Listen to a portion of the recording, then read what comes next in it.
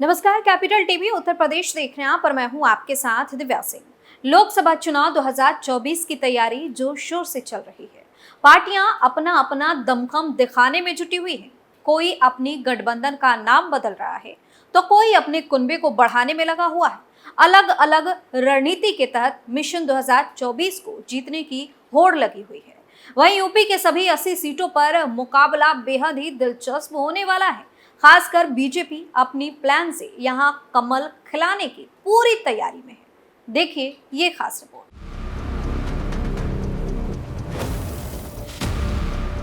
Bahujan Samaj party chief Mayawati घोषणा कर चुकी है कि वह न तो एनडीए के साथ जाएंगी और न ही उन्हें INDIA पर भरोसा है।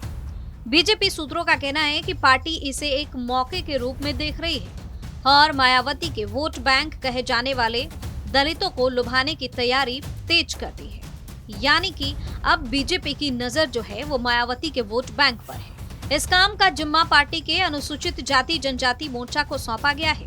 मोर्चा इसी माह से दिसंबर तक कई ऐसे अभियान चलाएगा जिसके जरिए दलितों तक पहुंचकर उन्हें पीएम नरेंद्र मोदी और सीएम योगी आदित्यनाथ की उनके लिए नेक सोच और चलाई जा रही कल्याणकारी योजनाओं के बारे में जानकारी दी जाएगी। और पीएम मोदी के जन्मदिन 17 सितंबर से राष्ट्रपिता महात्मा गांधी की जयंती 2 अक्टूबर तक दलित बस्तियों में संपर्क अभियान की भी योजना है।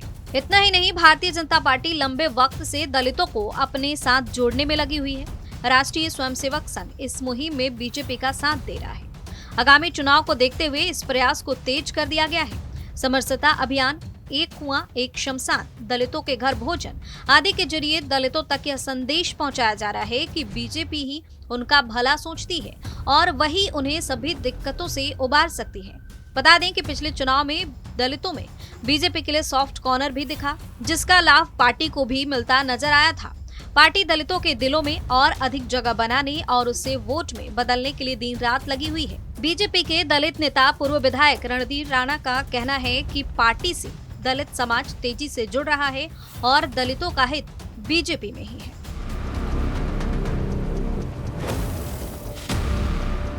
तो बता दें कि पिछले चुनाव में वेस्ट यूपी में ज्यादातर SC समाज के लिए रिजर्व लोकसभा और विधानसभा सीटों पर बीजेपी का कमल खिला।